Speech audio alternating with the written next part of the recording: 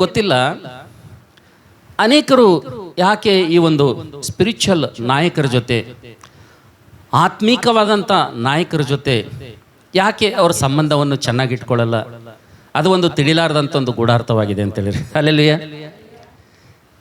ಆದರೆ ಸತ್ಯವೇದದಲ್ಲಿ ನಾವು ನೋಡ್ತೀವಿ, ನನ್ನ ಪ್ರೀತಿಯ ದೇವ್ರ ಮಕ್ಕಳೇ, ದೇವರ ಹೃದಯ ಭಾರ ಏನಪ್ಪ ಅಂತಂದರೆ ತನ್ನ ಮಕ್ಕಳಿಗೆ ಸಹಾಯಕರು ಬೇಕೆಂಬುದಾಗಿ ಆತನು ತನ್ನ ಸಭೆಗೆ ಏನು ಮಾಡಿದನೆಂದರೆ ಸಭಾಪಾಲಕನನ್ನು, ಸೇವಕನನ್ನು ಆತನು ಕೊಟ್ಟಿದ್ದಾನೆ ಅಂತೇಳಿ ಅಲ್ಲೆಲ್ಲೂಯ್ಯ.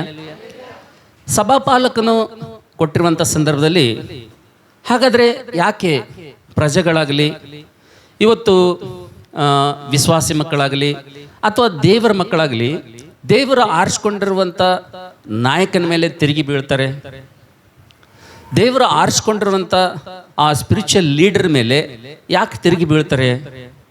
ಇದು ಯಾಕೆ ತಿರುಗಿ ಬೀಳ್ತಾರೆ ಅಂಥೇಳಿ ಒಂದ್ಸಲ ಆಲೋಚನೆ ಮಾಡುವಂಥ ಸಂದರ್ಭದಲ್ಲಿ ಸತ್ಯವೇದದಲ್ಲಿ ಭಾಳಷ್ಟು ಜನ ನಾವು ನೋಡ್ತೇವೆ, ಆತ್ಮಿಕವಾದಂಥ ನಾಯಕರಿಗೆ, ದೇವರು ಅವರ ಮೇಲೆ ನೇಮಿಸಿರುವಂಥ ನಾಯಕರಿಗೆ ತಿರುಗಿ ಬಿದ್ದಿರುವಂಥ ವ್ಯಕ್ತಿಗಳು ಭಾಳಷ್ಟು ಜನ ಇದ್ದಾರೆ.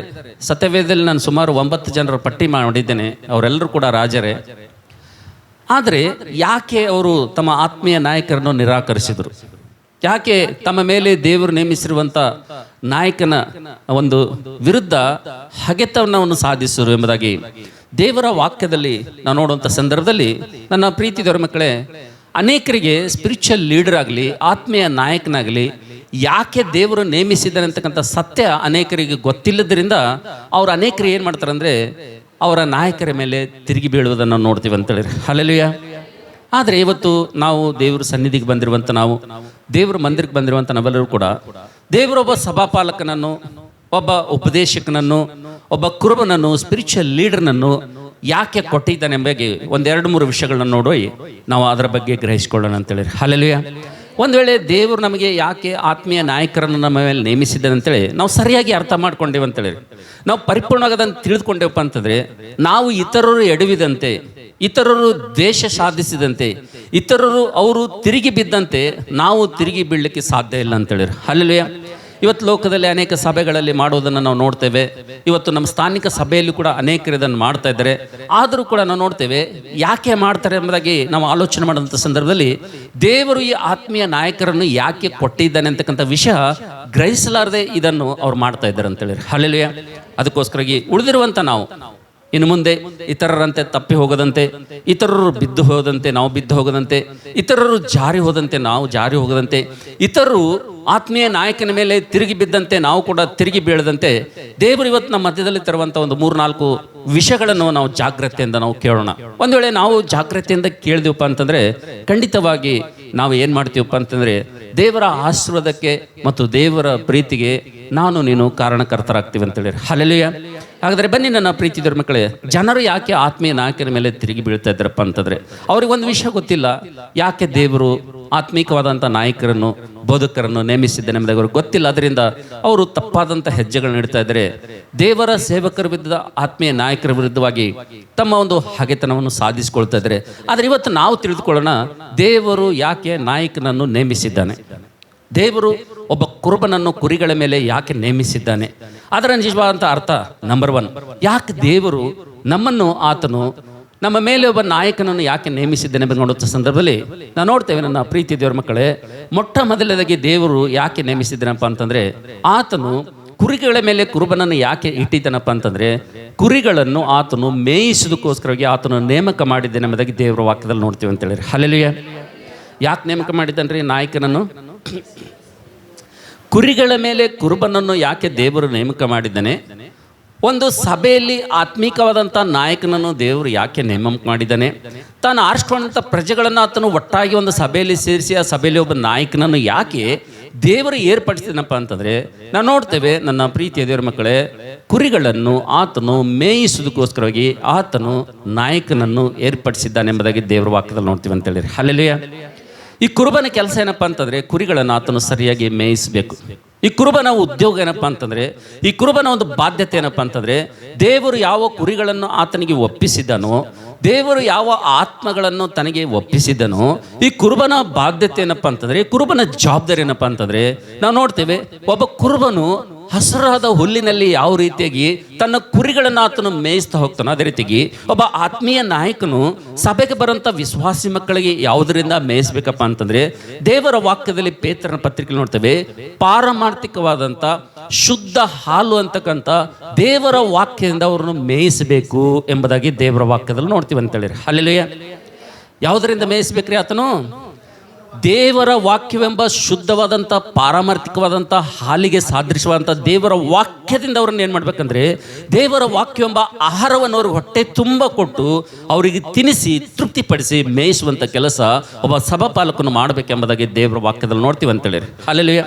ಆದರೆ ನಾವು ನೋಡ್ತೇವೆ ಇವತ್ತು ಸಭೆಯಲ್ಲಿ ಗಂದರಗೋಳ ಹೇಳಲಿಕ್ಕೆ ಕಾರಣ ಏನಪ್ಪ ಅಂತಂದರೆ, ಸಭೆಯಲ್ಲಿ ಭೇದಗಳು ಬರಲಿಕ್ಕೆ ಕಾರಣ ಏನಪ್ಪ ಅಂತಂದರೆ, ಸಭೆಗಳಿಂದ ಸಭೆಗಳಿಗೆ ಜನರು ಚದರಿ ಹೋಗ್ಲಿಕ್ಕೆ ಕಾರಣ ಏನಪ್ಪ ಅಂತಂದರೆ, ನಾವು ನೋಡ್ತೇವೆ ನನ್ನ ಪ್ರೀತಿಯ ದೇವ್ರ ಮಕ್ಕಳೇ, ಇವತ್ತು ಒಬ್ಬ ಸಭಾಪಾಲಕನು ತನ್ನ ಆತ್ಮೀಯ ಮಕ್ಕಳಿಗೆ, ದೇವರು ರಕ್ಷಿಸಿದಂಥ ಪ್ರಜೆಗಳಿಗೆ ಪಾರಮಾರ್ಥಿಕವಾದಂಥ ಪರಿಶುದ್ಧವಾದಂಥ ಶುದ್ಧ ಹಾಲನ್ನು ಕೊಟ್ಟು ದೇವರ ವಾಕ್ಯದಲ್ಲಿ ಅವರನ್ನು ಆತ್ಮೀಕವಾದಂಥ ಆಹಾರದಂತೆ ಅವರಿಗೆ ಕೊಟ್ಟು ಅವ್ರನ್ನ ಬೆಳೆಸುವಂಥ ಸಂದರ್ಭದಲ್ಲಿ ನಾವು ನೋಡ್ತೀವಿ ಇವತ್ತು ಯಾಕೆ ಹೀಗೆ ಆಗ್ತದೆ ಪರಿಸ್ಥಿತಿ, ಇವತ್ತು ಜನರು ಪ್ರಜೆಗಳು ಯಾಕೆ ಚದರಿ ಹೋಗ್ತದೆ ಎಂಬುದಾಗಿ ದೇವರ ವಾಕ್ಯದಲ್ಲಿ ನೋಡುವಂಥ ಸಂದರ್ಭದಲ್ಲಿ ನನ್ನ ಪ್ರೀತಿ ದೇವರ ಮಕ್ಕಳೇ, ಯಾವ ತಾಯಿಯ ಒಂದು ಎದೆಯಲ್ಲಿ ಹಾಲು ಇರುವುದಿಲ್ಲೋ ಖಂಡಿತವಾಗಿ ಅಂಥ ಮಕ್ಕಳು ಡಬ್ಬ ಹಾಲಿನ ಮೇಲೆ, ಪಾಕೆಟ್ ಹಾಲಿನ ಮೇಲೆ ಆಧಾರಗೊಳ್ಬೇಕಾಗ್ತದೆ ಅಂತೇಳಿ. ಹಲ್ಲೆಲೂಯಾ.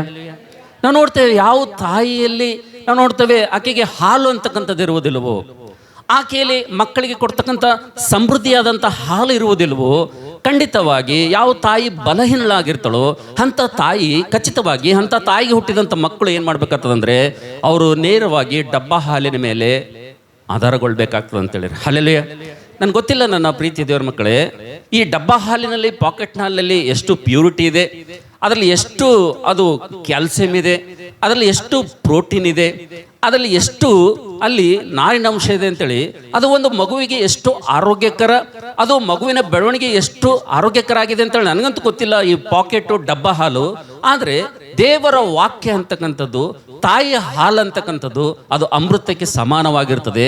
ಅದಕ್ಕೋಸ್ಕರ ನಾವು ನೋಡ್ತೇವೆ ನನ್ನ ಪ್ರೀತಿ ದೇವರ ಮಕ್ಕಳೇ, ಅನೇಕ ವಿಶ್ವಾಸಿ ಮಕ್ಕಳು, ಅನೇಕ ದೇವರ ಮಕ್ಕಳು ಇವತ್ತು ಅನೇಕ ತಾಯಿಯಂದಿರು ಬಲಹೀನವಾದರೂ ಕೂಡ ತಮ್ಮ ತಾಯಿಯ ಒಂದು ಎದೆಯಲ್ಲಿ ಹಾಲು ಇಲ್ಲಿದ್ದರೂ ಕೂಡ ಅಂಥ ಮಕ್ಕಳೇನೋ ಡಬ್ಬ ಹಾಲಿಗೆ ಮೊರೆ ಹೋಗ್ಬೇಕಾಗ್ತದ, ಆ ಡಬ್ಬ ಹಾಲು ಕುಡದೆ ಅವರು ದೊಡ್ಡವರಾಗಬೇಕಾಗ್ತದ, ಅದು ಹೇಗೆ ಇದ್ರೂ ಕೂಡ ಅವ್ರು ಸೇವಿಸಬೇಕಾಗ್ತದ. ಆದರೆ ದುಃಖದ ಸಂಗತಿ ಏನಪ್ಪ ಅಂತಂದರೆ, ಇವತ್ತು ನಾವು ನೋಡ್ತಿದ್ದೇವೆ ಈ ಒಬ್ಬ ಸೇವಕರು ಹೇಳೋದನ್ನು ನಾನು ಕೇಳಿದ್ದೀನಿ. ನಮ್ಮ ಹೆಬ್ರೋನಲ್ಲಿ ಜಿ ರಾಜಾರಾವ್ ಅಂತ ಹೇಳೊಬ್ಬ ಸೇವಕರು ಅವ್ರು ಹೇಳೋದನ್ನು ನಾನು ಕೇಳಿದ್ದೇನೆ. ಅವರು ಏನು ಹೇಳ್ತಿದ್ರು ಅಂದರೆ, ಒಂದ್ಸಲ ಪ್ರಸಂಗ ಮಾಡುವಂಥ ಸಂದರ್ಭದಲ್ಲಿ ಫರೋಹನ ಕುಮಾರ್ತೆಗೆ ತಲೆಯಿಂದ ಎದೆ ತನಕ ಆಭರಣಗಳಿದ್ದು ಅಂತ, ಎದೆಯಲ್ಲಿ ಹಾಲು ಅಂತಕ್ಕಂಥದ್ದು ಇರಲಿಲ್ಲ ಅಂತ. ಹೌದಲ್ಲ? ಆಕೆಗೆ ಸಾಕಷ್ಟು ಆಭರಣಗಳಿದ್ದು ಅಂತ, ತಲೆಯಿಂದ ಎದೆ ತನಕ ಆಭರಣಗಳು ತುಂಬಿಕೊಂಡಿದ್ದಳಂತ. ಆದರೆ ಮಗುವನ್ನು ಕುಡಿಸೋದಕ್ಕೋಸ್ಕರವಾಗಿ ಆಕೆ ಎದೆಯಲ್ಲಿ ಹಾರಿರಲಿಲ್ಲ. ಅದಕ್ಕೋಸ್ಕರವಾಗಿ ಕಿರಾಯಿ ಒಂದು ತಾಯಿಯನ್ನು ಆಕೆ ಹುಡುಕ್ಬೇಕಾಯ್ತು. ಮೋಸೆಗೆ ಹಾಲು ಕುಡಿಸೋದಕ್ಕೋಸ್ಕರವಾಗಿ ನಿಜವಾದಂಥ ತಾಯಿ ಹತ್ರ ಕಳಿಸ್ಬೇಕಾಯ್ತು ಅಂತೇಳಿ. ಹಲ್ಲೆಲೂಯಾ. ಅದಕ್ಕೋಸ್ಕರವಾಗಿ ನನ್ನ ಪ್ರೀತಿ ದೇವರ ಮಕ್ಕಳೇ, ಮೊನ್ನೆ ನಾನು ಒಂದು ವಿಡಿಯೋ ನೋಡ್ತಾ ಇದ್ದೆ. ಒಬ್ಬೊಂದು ಸಭೆಯಲ್ಲಿ ಒಬ್ಬ ಸೇವಕರನ್ನು ಸ್ಪೆಷಲ್ ಗೆಸ್ಟ್ ಆಗಿ ಕರೆಸಿದ್ದಾರೆ, ಸ್ಪೆಷಲ್ ಸ್ಪೀಕರ್ ಆಗಿ ಕರೆಸಿದ್ದಾರೆ. ಅವರನ್ನು ಸ್ಪೆಷಲ್ ಗೆಸ್ಟ್ ಆಗಿ ಸ್ಪೆಷಲ್ ಸ್ಪೀಕರ್ ಆಗಿ ಕರೆಸಲಿಕ್ಕೆ ಕಾರಣ ಏನಪ್ಪ ಅಂತಂದರೆ, ಅವರು ಇತ್ತೀಚೆಗೆ ನಮ್ಮ ಕನ್ನಡದ ಒಂದು ಕ್ರೈಸ್ತ ಒಂದು ಹಾಡುಗಳಲ್ಲಿ ಹೊಸ ಹೊಸ ಹಾಡುಗಳನ್ನು ಹಾಡ್ತಾ ಇದ್ದಾರೆ. ಅವರ ಹಾಡುಗಳು ವಿಪರೀತವಾಗಿ ಫೇಮಸ್ ಆಗ್ತವೆ. ಹಾಡುಗಳು ಜನರು ಕೇಳಿ ತುಂಬ ಸಂತೋಷ ಪಡ್ತಾಯಿದ್ದಾರೆ. ಆ ಹಾಡುಗಳನ್ನು ಹಾಡೋದ್ರಲ್ಲಿ ಅವರು ತುಂಬ ಫೇಮಸ್ ಆಗಿದ್ದಾರೆ. ಆದರೆ ಆ ಹಾಡುಗಳಲ್ಲಿ ಹಾಡೋದ್ರಲ್ಲಿ ಫೇಮಸ್ ಆಗಿದ್ದರಿಂದ ಅವರಿಗೆ ಒಂದು ಸಭೆಗೆ ಏನು ಮಾಡಿದ್ದಾರೆ ಅಂದರೆ ಸ್ಪೀಕರ್ ಆಗಿ ಇನ್ವೈಟ್ ಮಾಡಿದ್ದಾರೆ. ಸ್ಪೀಕರ್ ಆಗಿ ಇನ್ವೈಟ್ ಮಾಡಿದ ಮೇಲೆ ಅವರು ಬಂದು ಏನು ಮಾಡಬೇಕಂದ್ರೆ, ಅಲ್ಲಿ ಅವರು ಸಮೃದ್ಧಿಯಾದಂಥ ಒಂದು ವಾಕ್ಯವನ್ನು ಅವರು ಜನರಿಗೆ ಹಂಚಬೇಕಾಗಿತ್ತು. ಆದರೆ ಪರಿಸ್ಥಿತಿ ಏನಾಗಿದೆ ಅಂತಂದರೆ, ಅವ್ರು ಬಂದಾಗ ಅವ್ರ ಕೈಯಾಗ ಮೈ ಕೊಟ್ಟಾಗ ಒಂದು ಮಾತು ಹೇಳ್ತಾರೆ. ಅವ್ರು ಏನು ಹೇಳ್ತಾರೆ ಅಂದರೆ, ನನ್ನ ಜೊತೆ ಒಬ್ಬರು ಸಹೋದರರು ಬಂದಿದ್ದಾರೆ, ಅವರು ನಿಮ್ಮನ್ನು ಆರಾಧನೆ ನಡೆಸ್ತಾರೆ ಎಂಬುದಾಗಿ ಅವ್ರ ಕೈಯಲ್ಲಿ ಮೈ ಕೊಡ್ತಾರೆ. ಅವ್ರ ಜೊತೆಯಲ್ಲಿ ಬಂದಂಥ ಸಹೋದರ 1 ತಾಸು ಹಾಡುಗಳು ಹಾಡ್ತಾರೆ. ಎಷ್ಟು? 1 ತಾಸು ಹಾಡ್ತಾರೆ. ಅದಾದ ನಂತರ ಅವರು 1 ತಾಸು ಆದಮೇಲೆ ಅವರು ಸುಸ್ತಾದ ಮೇಲೆ ಮೈಕ್ ತೆಗೆದು ಏನು ಮಾಡ್ತಾರೆ, ಆರ್ಗನೈಸರ್ ಕೈಯಲ್ಲಿ ಕೊಡ್ತಾರೆ. ಆರ್ಗನೈಸರ್ ಬಂದು ಏನು ಮಾಡ್ತಾರಪ್ಪ ಅಂತಂದರೆ, ಈ ಮುಖ್ಯ ಸ್ಪೀಕರ್ ಆಗಿರುವಂಥ ಇವರು ನಮ್ಮನ್ನು ದೇವರ ವಾಕ್ಯದಲ್ಲಿ ನಡೆಸ್ತಾರೆ ಅಂತೇಳಿ ಅವ್ರ ಕೈಯಲ್ಲಿ ಮೈ ಕೊಟ್ಟಾಗ ಅವರು ತಿರುಗಿ 1 ತಾಸು ಜನರನ್ನು ಏನು ಮಾಡ್ತಾರೆ, ಚರ್ಚಲ್ಲಿ ಕುಣಿಸ್ತಾರೆ ಅವ್ರು ಹಾಡಿ. ಎಷ್ಟು? 1 ತಾಸು. ಯಾವ ರೀತಿಗೆ ಹಾಡ್ತಾರಪ್ಪ ಅಂತಂದರೆ, ಯಾವ ರೀತಿಗೆ ಡ್ಯಾನ್ಸ್ ಮಾಡ್ತಾರೆ ಅಂದರೆ, ಇತ್ತೀಚೆಗೆ ಕೂದಲನ್ನು ಭಾಳ ಬಿಟ್ರು ಅವರು. ಹಿಂಗೆ ಜಂಪ್ ಮಾಡೋದು ಮತ್ತು ಕೂದಲು ಹಿಂಗೆ ಮಾಡ್ಕೊಂಬೋದು ಮತ್ತು ಹಾಡಾಡೋದು. ಇದೇ 1 ಗಂಟೆ ಇಲ್ಲ, 1 ತಾಸು ಪೂರ್ತಿ ಏನಾಯ್ತು? ಏನು ವಾಕ್ಯನೇ ಇಲ್ಲಲ್ಲಿ. ಏನದ ಅಲ್ಲಿ ಲೈಟಿಂಗ್ ಅದ, ಅಲ್ಲಿ ಹೊಗೆ ಅದ, ಅಲ್ಲಿ ಸೌಂಡ್ ಸಿಸ್ಟಮ್ ಅದ, ಅಲ್ಲಿ ಕೀಬೋರ್ಡ್ ಅದ, ಅಲ್ಲಿ ಡ್ಯಾನ್ಸ್ ಅದ. ಚರ್ಚ್ ತುಂಬಿ ಕಿಕ್ಕಿರಿತಾ ಇದೆ. ಬಟ್ ಏನಿಲ್ಲಪ್ಪ ಅಂತಂದ್ರೆ ಎಲ್ಲ ಇದೆ ಅಲ್ಲಿ, ಆದ್ರೆ ಒಂದಿಲ್ಲ ಅಲ್ಲಿ. ಏನಿಲ್ಲಲ್ಲಿ? ವಾಕ್ಯ ಇಲ್ಲಲ್ಲಿ. ಏನಿಲ್ಲ? ವಾಕ್ಯ ಇಲ್ಲ. ನಾವು ನೋಡ್ತೇವೆ ನನ್ನ ಪ್ರೀತಿಯ ದೇವ್ರ ಮಕ್ಕಳೇ, ಇವತ್ತು ದೇವ್ರ ಸನ್ನಿಧಿಲಿ, ದೇವ್ರ ಮಂದಿರದಲ್ಲಿ ಇವತ್ತು ನಾವು ನೋಡ್ತಿದ್ದೇವೆ ಏನು ಕೊರತೆ ಇದೆಯಪ್ಪ ಅಂತಂದ್ರೆ, AC ಇದೆ, ಲೈಟಿಂಗ್ ಇದೆ, ಸ್ಲ್ಯಾಬ್ ಇದೆ, ಎಲ್ಲ ಸವಲತ್ತಿದೆ, ಲಕ್ಷಾಂತರ ರೂಪಾಯಿ ಖರ್ಚು ಮಾಡಿರುವಂಥ ಸೌಂಡ್ ಸಿಸ್ಟಮ್ ಇದೆ, ಇವತ್ತು ಎಲ್ಲ ಇದೆ. ಆದರೆ ಇವತ್ತು ಚರ್ಚಲ್ಲಿ ಏನಿಲ್ಲಪ್ಪ ಅಂತಂದರೆ, ಯಾವುದಿರಬೇಕು ಅದು ಇಲ್ಲ. ಯಾವುದಿರಬೇಕು ಚರ್ಚಲ್ಲಿ? ಏನಿರಬೇಕು? ಸಮೃದ್ಧಿ ಏನಿರಬೇಕು? ಹಾಂ, ಅದಕ್ಕೆ ನಾವು ನೋಡ್ತೀವಿ ನನ್ನ ಪ್ರೀತಿ ದೇವ್ರ ಮಕ್ಕಳೇ, ಒಂದ್ಸಲ ನಮ್ಮ ಆತ್ಮೀಯರು ಹಿರಿಯರಾದಂಥ ಒಬ್ಬ ಸೇವಕರು ಪ್ರಕಾಶ್ ಸಿದ್ದಿಪೇಟೆ ಅಂತೇಳಿ ಒಂದ್ಸಲ ಅವ್ರಿಗೆ ಒಬ್ಬ ಚೇಷ್ನವ್ರು ಕರೀತಾರೆ ವಾಕ್ಯ ಹೇಳೋಕ್ಕೆ ಕರ್ನೂಲ್ನಲ್ಲಿ. ಕರೆದಾಗ 6 ಗಂಟೆಗೆ ಮೀಟಿಂಗ್ ಅದ ಬ್ರದರ್, ನೀವು ಸ್ಪೆಷಲ್ ಸ್ಪೀಕರ್ ಆಗಿ ಗೆಸ್ಟಾಗಿ ಬರ್ಬೇಕಂತೇಳಿ ಅವ್ರಿಗೆ ಕರೀತಾರೆ. ಕರೆದಾಗ ಎಕ್ಸಾಕ್ಟಾಗಿ 6 ಗಂಟೆಗೆ ಹೋಗಿ ಅವರು ಆ ವೇದಿಕೆ ಮೇಲೆ ಕೂತ್ಕೊಳ್ತಾರೆ. 6 ಗಂಟೆಗೆ ಸ್ಪೀಕರ್ ಕರೆದಂಥವ್ರಿಗೆ ವೇದಿಕೆ ಮೇಲೆ ಕೂಡಿಸ್ತಾರೆ. 9 ಗಂಟೆ ತನಕ ಹಾಡು ಹಾಡ್ತಾರೆ. ಸಾಯಂಕಾಲ 6 ಗಂಟೆಯಿಂದ 9 ಗಂಟೆ ತನಕ ಹಾಡುಗಳೇ ಹಾಡ್ತಾರೆ. 9 ಗಂಟೆ ಆದ ನಂತರ ಮುಖ್ಯ ಒಂದು ಸ್ಪೀಕರ್ ಕೈಯಲ್ಲಿ ಮೈಕ್ ಕೊಡ್ತಾರೆ. ಈಗ ದೈವ ಸೇವಕರು ನಮ್ಮನ್ನು ವಾಕ್ಯದಲ್ಲಿ ನಡೆಸ್ತಾರೆ ಅಂತೇಳಿ ಅವ್ರ ಕೈಯಲ್ಲಿ ಮೈಕ್ ಕೊಡ್ತಾರೆ. ಈ ಮೈಕ್ ಕೊಟ್ಟಾಗ ಅವ್ರು ಏನು ಮಾಡ್ತಾರೆ ಅಂದರೆ, ಈ ಮೈಕ್ ತೆಗೆದುಕೊಂಡು ಅವರು ಕರಪತ್ರಗಳು ಪ್ರಿಂಟ್ ಮಾಡಿರ್ತಾರೆ. ಆ ಕರಪತ್ರ ತಗೊಂಡು ದೇವರು ಈ ಕೂಡಿಕೆಯನ್ನು ಆಶೀರ್ವಾದ ಮಾಡಲಿ ಅಂಥೇಳಿ ಯಾವ ವಾಕ್ಯ ಅವತ್ತೆಲ್ಲ ಹಂಚಬೇಕಾಗಿತ್ತು ಆ ವಾಕ್ಯ ಬರೀ ಓದಿ ಇವತ್ತಿಗೆ ಇವತ್ತಿನ ಕೂಡಿಕೆ ಇಲ್ಲಿಗೆ ಮುಕ್ತಾಯವಾಯಿತು. ಇನ್ನು ನಾಳೆ ಯಾರಾದರೂ ದೇವರ ವಾಕ್ಯ ಕೇಳಬೇಕಪ್ಪ ಅಂತಂದರೆ ಸರಿಯಾಗಿ ನೀವು 6 ಗಂಟೆಗೆ ಬರೋದಾದರೆ ವಾಕ್ಯದಲ್ಲಿ ನಾವು ಹೋಗ್ಬೋದೆಂಬುದಾಗಿ ಹೇಳಿ ಸ್ಟೇಜ್ ಇಳಿತಾರೆ. ಸ್ಟೇಜ್ ಇಳಿದ್ಮೇಲೆ ಆರ್ಗನೈಸರ್ ಕೇಳ್ತಾರೆ ಕರೆಸಿದವರು, ಏನು ಸರ್ ನೀವು ಹಿಂಗೆ ಹೆಂಗೆ ಮಾಡಿದ್ರಿ, ಬರೀ ವಚನ ಓದಿದ್ರಿ ಕೆಳಗೆ ಇಳಿದ್ರಿ ಅಂತಾರೆ. ಅವಾಗ ಅವ್ರು ಅಂತಾರೆ, ಅಲ್ಲಯ್ಯ 6 ಗಂಟೆಗೆ ಮೀಟಿಂಗ್ ಅಂತ ಹೇಳಿರಿ, 6 ಗಂಟೆಗೆ ಬಂದು ಕೂತಿದ್ದೀನಿ, 9 ಗಂಟೆ ತನಕ ಬರೀ ಹಾಡುಗಳೇನಾ? ಹಾಂ ಇಲ್ಲ ಸರ್, ಇಲ್ಲಿ ಹಿಂಗೆ ಅದ ಸಿಸ್ಟಮ್. ಹಂಗೆ ಅದಲ್ಲ, ಈಗ ಹಿಂಗೆ ಹೇಳ್ರಿ ಅಂತಾರೆ ಅವ್ರು. ಹೆಂಗೆ? 8 ಗಂಟೆಗೆ ಮೀಟಿಂಗ್ ಅಂತ ಅನೌನ್ಸ್ಮೆಂಟ್ ಮಾಡ್ರಿ, 8:30 ತನಕ ಹಾಡಾಡ್ರಿ, 8 ಗಂಟೆಗೆ ಮೀಟಿಂಗ್ ಸ್ಟಾರ್ಟ್ ಅಂತ ಹೇಳ್ರಿ, 8:30 ತನಕ ಏನು ಮಾಡ್ರಿ ಹಾಡಾಡ್ರಿ, 8:30ಗೆ ನನಗೆ ಮೈಕ್ ಕೊಡ್ರಿ, ನಾನು 9 ಗಂಟೆಗೆ ಮುಗಿಸ್ತೀನಿ ಅಂತ. ಹಿಂಗೆ ಹೇಳಿಸಿದ ಮೇಲೆ ಇನ್ನತನ ಅವ್ರಿಗೆ ಕರೆದಿಲ್ಲ ಅಲ್ಲಿ, ಇನ್ನತನ ಆ ಸೇವಕರಿಗೆ ಅಲ್ಲಿ ಕರೆದಿಲ್ಲ. ಕಾರಣ ಏನಪ್ಪ ಅಂತಂದರೆ ನನ್ನ ಪ್ರೀತಿದವ್ರ ಮಕ್ಕಳೇ, ಅನೇಕ ಸಭೆಗಳಲ್ಲಿ ಏನಿಲ್ಲಪ್ಪ ಅಂತಂದರೆ ಎಲ್ಲ ಅದ ರೀ. ಏನದ? ಎಲ್ಲ ಅದ.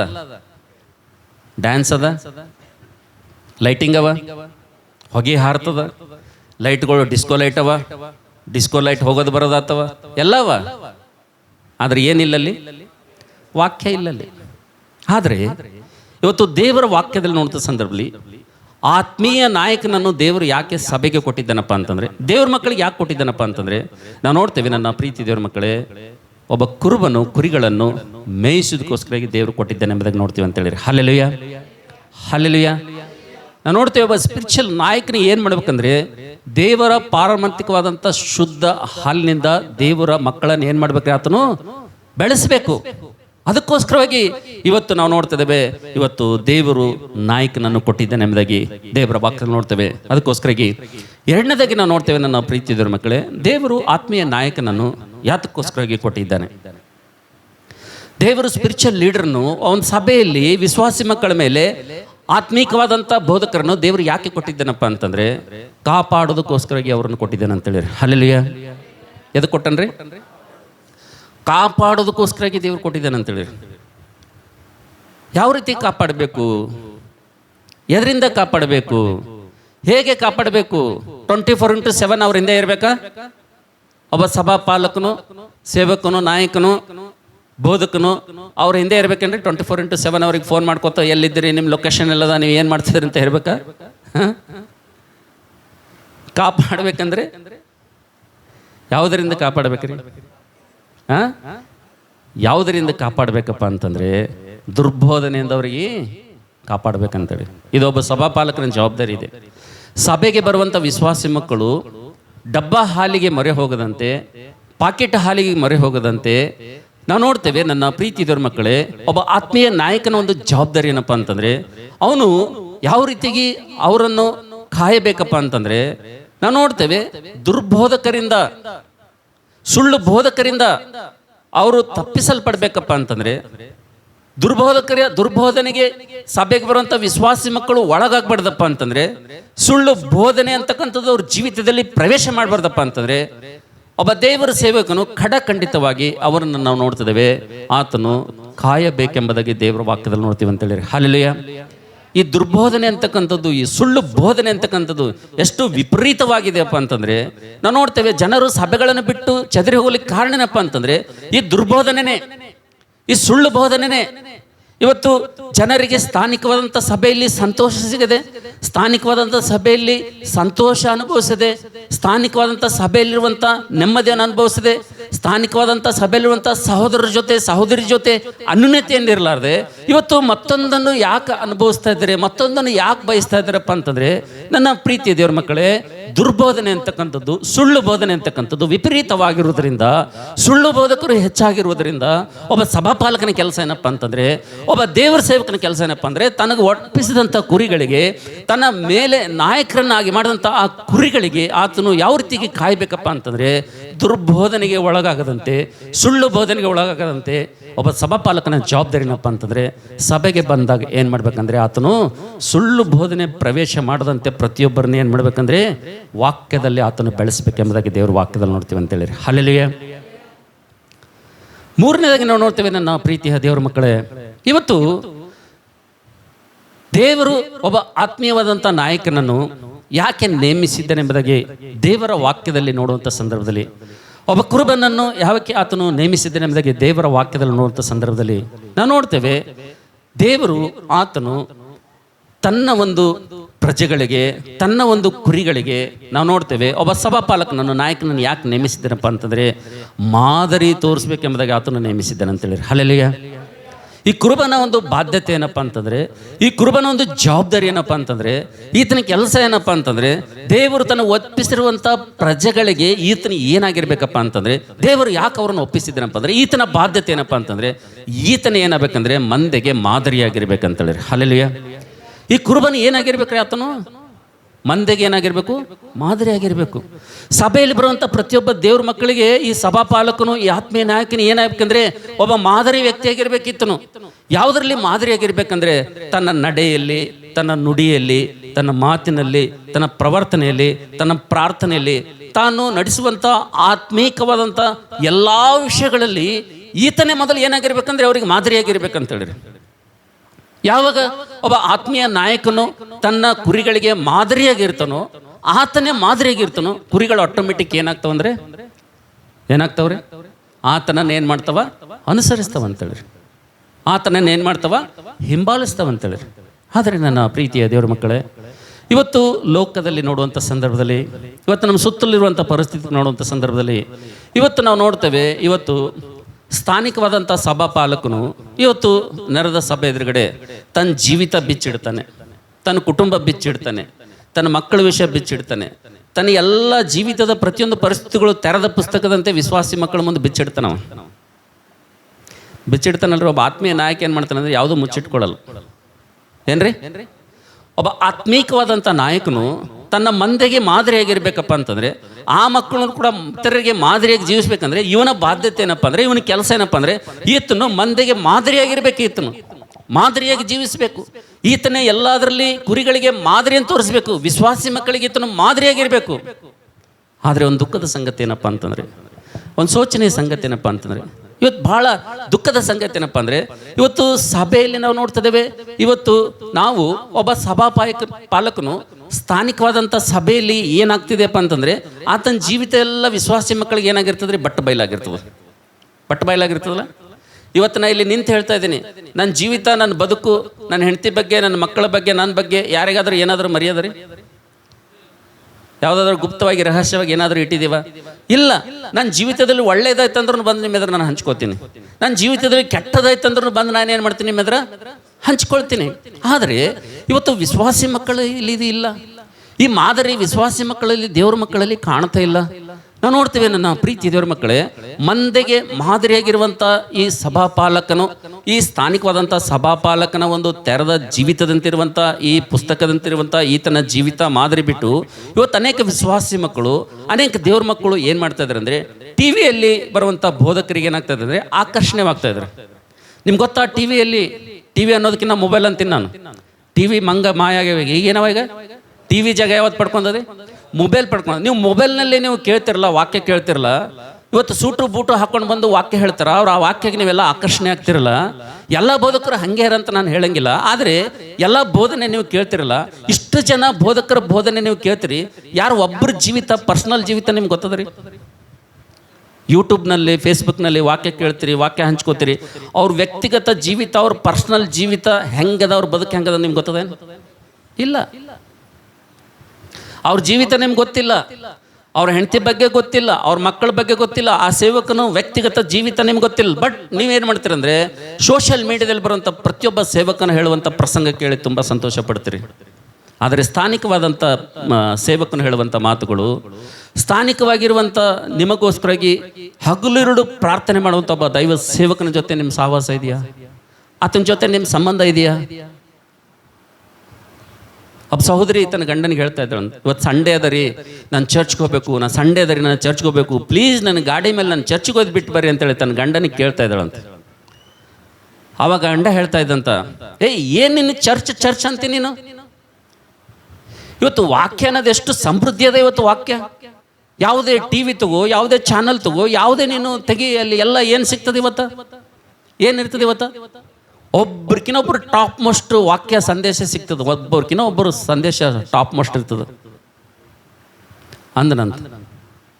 ಅವಾಗ ಹೆಂಡತಿ ಅಂದಳಂತ, ನೀವು ಏನೇ ಹೇಳ್ರಿ, ಆದರೆ ಇವತ್ತು ನಿಜವಾಗಿ ನಾನು ದೇವರು ರಕ್ಷಣೆ ಕೊಟ್ಟಂಥ ಸಭೆಗೆ ಹೋಗಿ, ನನಗೋಸ್ಕರಾಗಿ ಪ್ರಾರ್ಥನೆ ಮಾಡುವಂಥ ಸಮೂಹದ ಜೊತೆ ಹೋಗಿ, ನಾನು ಸ್ವತಃ ಹೋಗಿ ನೆರೆದ ಸಭೆಯಲ್ಲಿ ಕೂತ್ಕೊಂಡು ಅಲ್ಲಿ ಬರುವಂಥ ಮಾತುಗಳನ್ನು ಕೇಳಿ ನನ್ನ ಹೃದಯದಲ್ಲಿ ಆನಂದಪಟ್ಟು ನಾನು ಭಕ್ತ ಸಮೂಹದೊಂದಿಗೆ ಆರಾಧನೆ ಮಾಡಿ ನಾನು ಮನೆಗೆ ಬರಬೇಕು ಅನ್ನೋದು ನನ್ನ ಹಂಬಲ ಅದ ರೀ. ನೀವೇನೇ ಹೇಳ್ರಿ, ನನಗೆ ಪ್ಲೀಸ್ ಚರ್ಚಿಗೆ ಹೋಗ್ಬಿಡ್ರಿ ಅಂತ ಹೇಳಂತಕ್ಕೆ.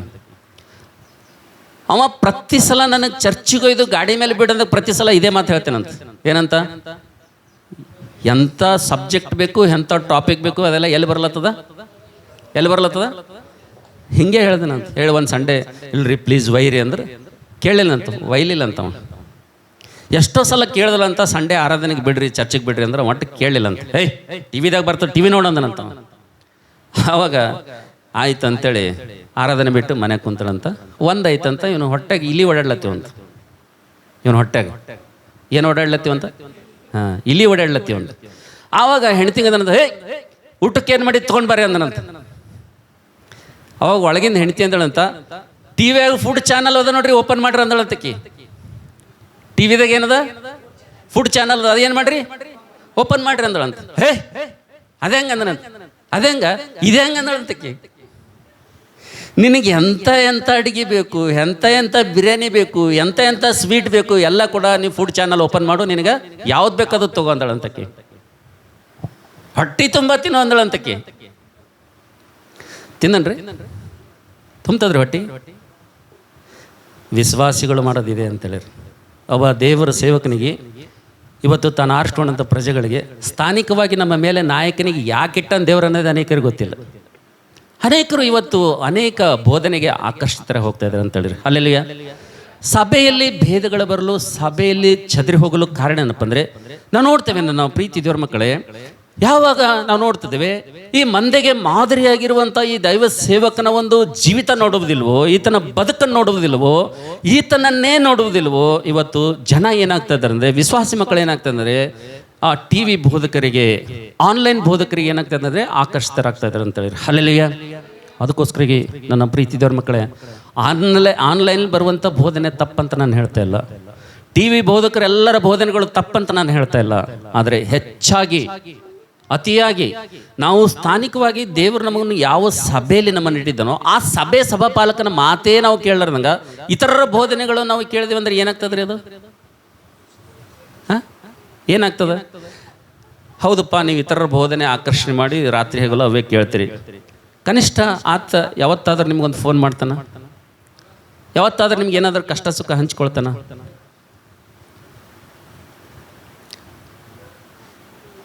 ನಿಮ್ಮ ಜೊತೆ ಮಾತಾನೇ ಆಡಲ್ಲವ. ನೀವು ಫೋನ್ ಮಾಡಿದ್ರೆ ಫೋನೇ ಎತ್ತಂಗಿಲ್ಲ, ಅವ್ರ PA ಕೂಡ ಎತ್ತಂಗಿಲ್ಲ. ಅವ್ರ PAನು ಕೂಡ ಜಲ್ದಿ ಫೋನ ಎತ್ತಲ್ಲ, ಅವ್ರು ಸಿಗೋದು ಕಷ್ಟ ನಿಮಗೆ. ಆದರೆ ನನ್ನ ಪ್ರೀತಿ ದೇವ್ರ ಮಕ್ಕಳೇ, ಇವತ್ತು ದೇವರು ಸಹಾಯಕರನ್ನು, ನಾಯಕರನ್ನು, ಸ್ಪಿರಿಚುವಲ್ ಲೀಡರ್ನು, ಆತ್ಮೀಯ ನಾಯಕರನ್ನು ದೇವರು ಯಾಕೆ ಕೊಟ್ಟಿದ್ದೇನೆ ಎಂಬುದಾಗಿ ದೇವರ ವಾಕ್ಯದ ಸಂದರ್ಭದಲ್ಲಿ ನೋಡ್ತೇವೆ. ಮೂರನೇದಾಗಿ ಮಂದೆಗೆ ಮಾದರಿಯಾಗಿರೋದಕ್ಕೆ ಕೊಟ್ಟಿದ್ದಾನೆ ಅಂತ ಹೇಳಿರಿ. Hallelujah, hallelujah. ನಾಲ್ಕನೇದಾಗಿ ದೇವರು ಒಬ್ಬ ಸಭಾಪಾಲಕನನ್ನು, ಒಬ್ಬ ನಾಯಕನನ್ನು ದೇವರು ಯಾಕೆ ಕೊಟ್ಟಿದ್ದೇನೆ ಎಂಬುದಾಗಿ ದೇವರ ವಾಕ್ಯದಲ್ಲಿ ನೋಡುವಂಥ ಸಂದರ್ಭದಲ್ಲಿ ನಾವು ನೋಡ್ತೇವೆ. ಕ್ರಮಪಡಿಸುವುದಕ್ಕಾಗಿ ಒಬ್ಬ ನಾಯಕನನ್ನು ಕೊಟ್ಟಿದ್ದೇನೆ ಎಂಬುದಾಗಿ ದೇವರ ವಾಕ್ಯದಲ್ಲಿ ನೋಡ್ತೀವಿ ಅಂತ ಹೇಳಿರಿ. ಹಲ್ಲೆಲೂಯಾ. ದೇವರು ಯಾಕೆ ಇಟ್ಟನ್ರಿ ನಾಯಕರಿಗೆ? ಆತ್ಮೀಯ ನಾಯಕರನ್ನು ತಂದೆಯಂತೆ, ಬೋಧಕರಂತೆ, ಸ್ಪಿರಿಚುವಲ್ ಲೀಡರಾಗಿ ನಮ್ಮ ಮ್ಯಾಲ ದೇವರು ಸಭೆಯಲ್ಲಿ ಯಾಕೆ ಇಟ್ಟಿದ್ದಾನ್ರಿ? ಏನು ಮಾಡೋದಕ್ಕಾಗಿ? ಕ್ರಮಪಡಿಸೋದಕ್ಕಾಗಿ ಇಟ್ಟಿದ್ದಾನೆ.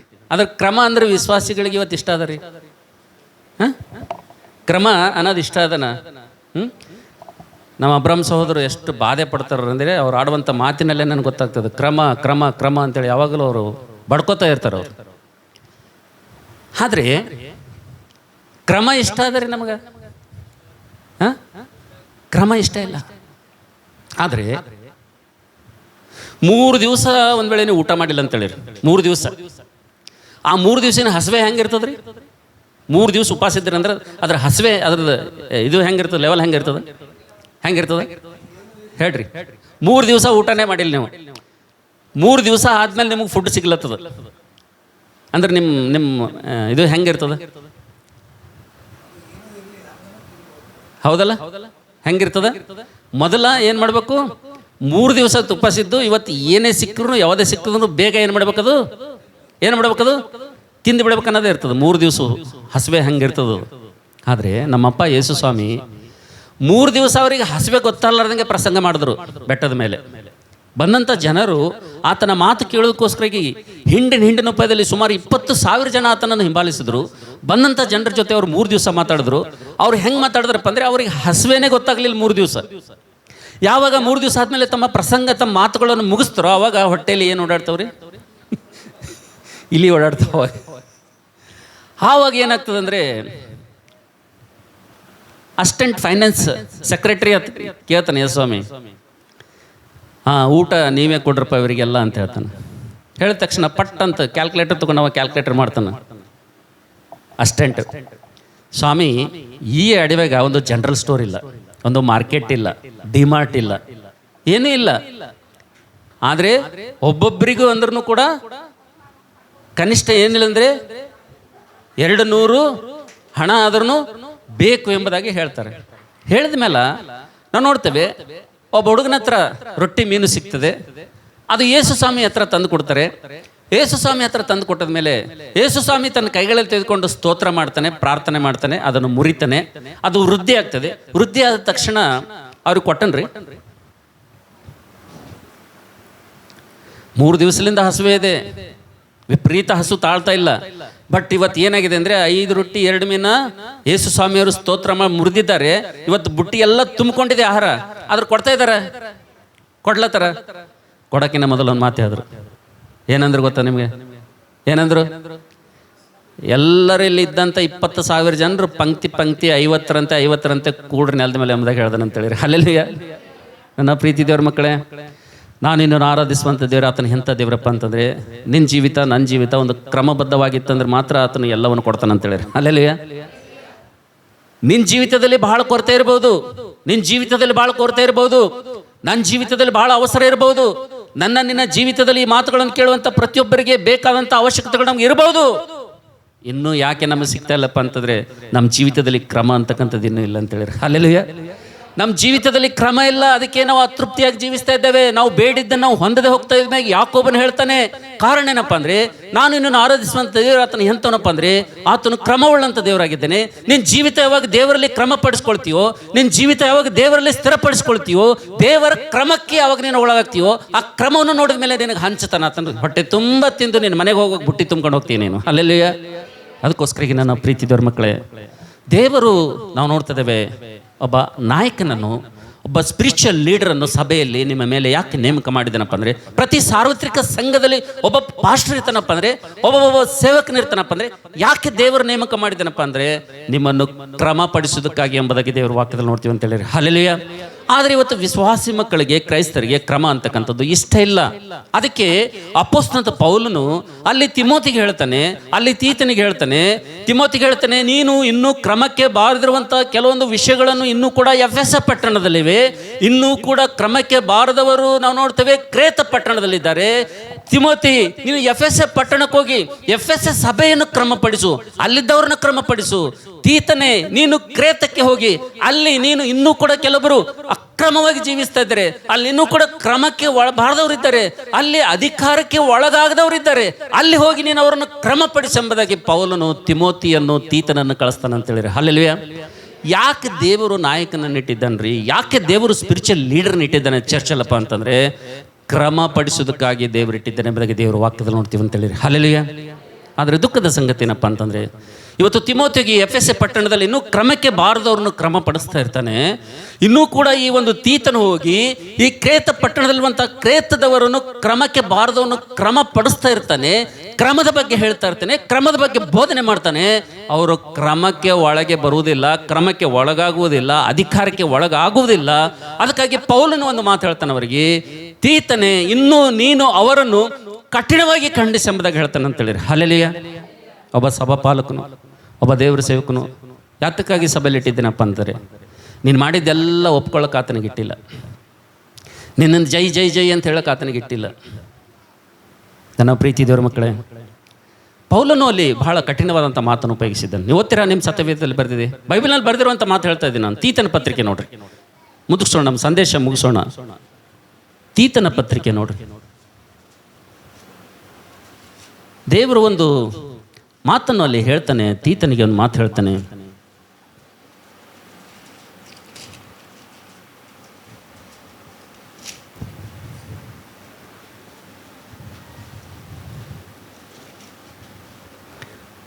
ನೋಡ್ರಿ ದಯವಿಟ್ಟು, ಮೊದಲನೇ ಅಧ್ಯಾಯ ನೋಡ್ರಿ ದಯವಿಟ್ಟು.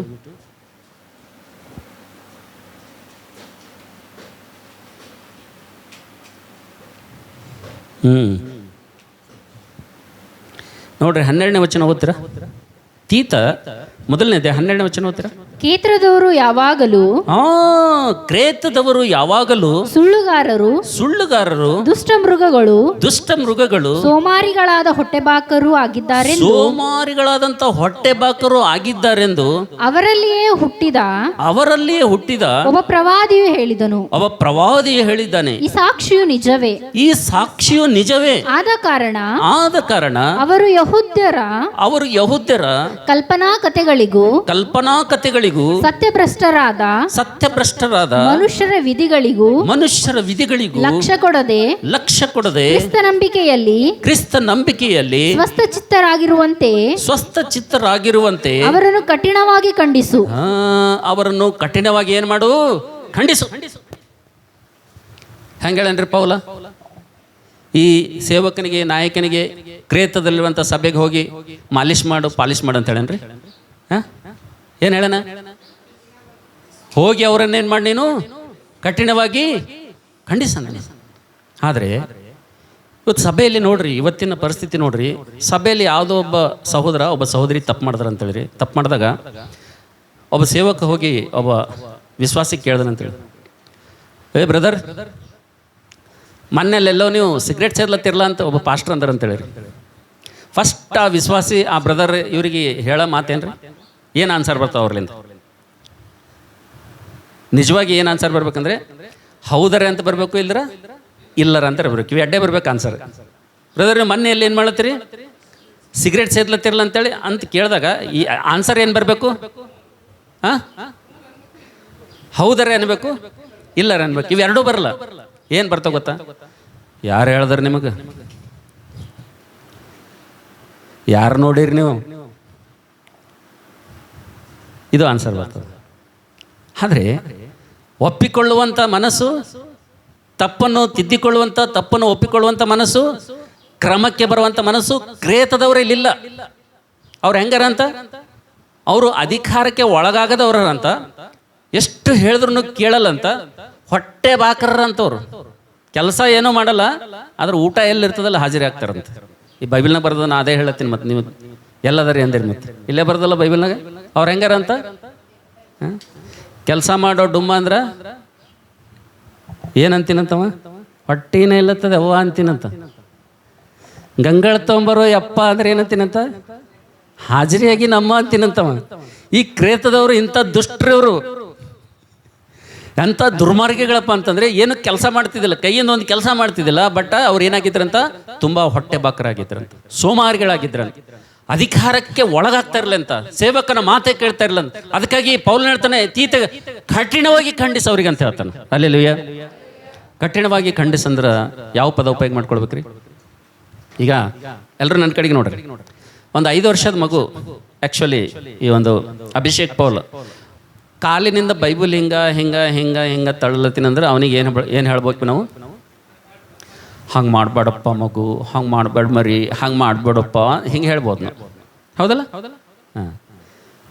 ಈಗ ಅದೇ 18 ವರ್ಷ ಹುಡುಗ ಕಾಲಿಲಿಂದ ಬೈಬಲ್ ಹಿಂಗೆ ಮಾಡ್ಲತ್ತನಂದ್ರೆ ಏನು ಅನ್ಬೇಕು ನೀವು? ಆ ಪದ ಯಾವ್ದು ಬಳಕೆ ಮಾಡ್ಬೇಕು? ಅವಾಗ ಪುಟ್ಟ ಹಂಗೆ ಮಾಡಬೇಡು, ಯಪ್ಪ ಹಂಗೆ ಮಾಡಬೇಡು, ಬೆಟ ಹಂಗೆ ಮಾಡಬೇಡು, ಈ ಪದ ಉಪಯೋಗ ಮಾಡ್ಬೇಕಾ?